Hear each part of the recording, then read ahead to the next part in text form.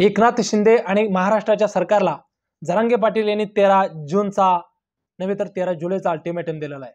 13 जुलै नंतर मी एकही दिवस ऐकणार नाही।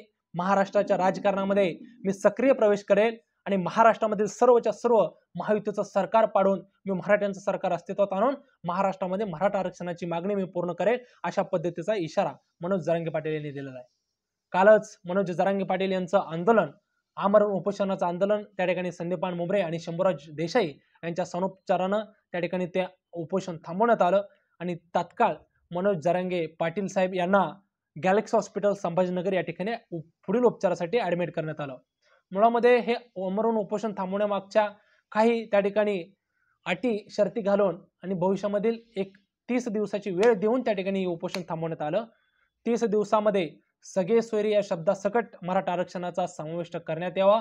ओबीसीतूनच मराठ्यांना आरक्षण, जे की सुप्रीम कोर्ट हायकोर्टला चॅलेंज करू शकणार नाही, अशा पद्धतीचं ते आरक्षण त्या ठिकाणी देण्यात यावं, अशा पद्धतीच्या मागणीनुसार आणि त्या मागणीला होकार मिळाल्यानंतर हे आरक्षण हा विषयाचं हे उपोषण थांबवण्यात आलं। मुळामध्ये मनोज जरांगे पाटील महाराष्ट्रातील मराठा समुदायाचं आणि मराठा आरक्षणाचं त्या ठिकाणी नेतृत्व म्हणून या महाराष्ट्रामध्ये सद्यस्थितीला रुळले आहेत, हे कोणी नाकारून चालणार नाही। लोकसभेच्या अगोदर ज्या पद्धतीनं मराठ्यांना आरक्षण देण्यात आलं, त्या आरक्षणाच्या विषयाचा फटका महायुतीला जोरदार बसल्यात जमाय, हे कोणी नाकारून चालणार नाही। महायुतीचा वारू 405चा असताना महाराष्ट्रामध्ये 45+ हा नारा घेऊन जात असताना 40 पारचा नारा घेऊन जात असताना अवघ्या 17 जागेवरती लोकसभेमध्ये भारतीय जनता पार्टी आणि शिंदे गटाला समाधान मानावं लागलं। याच्यामध्ये फक्त आणि फक्त मनोज जरांगे पाटील आणि मराठा फॅक्टर मोठ्या प्रमाणामध्ये कारणीभूत असल्याचं दिसून येतं आणि त्यामुळेच महायुतीला सुद्धा सद्यस्थितीला जाणीव झालेली आहे की आपल्याला मराठा समाजाच्या आरक्षणाचा विषय मार्गी न लावल्यामुळं किती मोठ्या प्रमाणामध्ये फटका बसू शकतो। भविष्यामध्ये 3 ते 4 महिन्यामध्ये विधानसभा निवडणुका येऊ घातल्यात, त्याच्या अगोदर जर का हा प्रश्न मार्गी लावला नाही तर महाराष्ट्रामधील सत्तेचा सोपडा साफ होऊ शकतो। महाराष्ट्रामधील 250 मतदारसंघामध्ये मराठा वोट बँक ही कोणाला निवडून आणायचं आणि कोणाला पाडायचं हे ठरवते।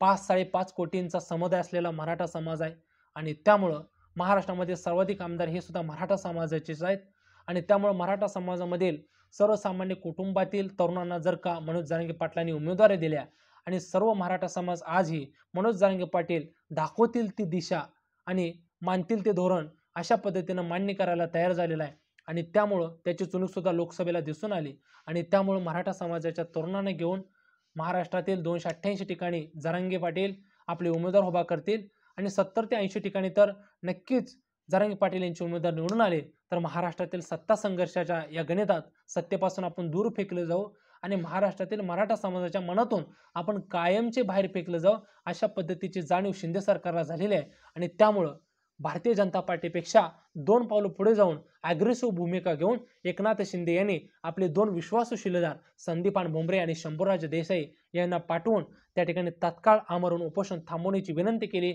सर्व गोष्टींना त्या ठिकाणी होकार दिला आणि शब्द आपला प्रमाण म्हणून त्या ठिकाणी त्यांच्यावरती विश्वास ठेवून जरांगे पाटलांनी तात्काळ ते उपोषण त्या ठिकाणी स्थगित केलं। परंतु 30 दिवसाचा अल्टिमेटम दिलेला आहे।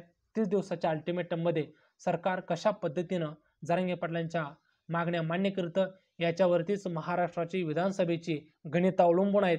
जर का याच्यामध्ये कोणत्याही प्रकारचा 19-20 किंवा दगाबाजी करण्याचा प्रयत्न झाला तर महाराष्ट्रामधील युती सरकारला थेट म्हणजे थेट अशा पद्धतीचा धोका आहे। महाराष्ट्रातील युतीचं सरकार मोठ्या प्रमाणामध्ये तात्काळ ढासळू शकतं आणि महाराष्ट्रामध्ये पुन्हा मराठ्यांचं एक वलय असलेलं, मराठ्यांची ताकद असलेलं मराठा सरकार त्या ठिकाणी अस्तित्वात येण्यास वेळ लागणार नाही।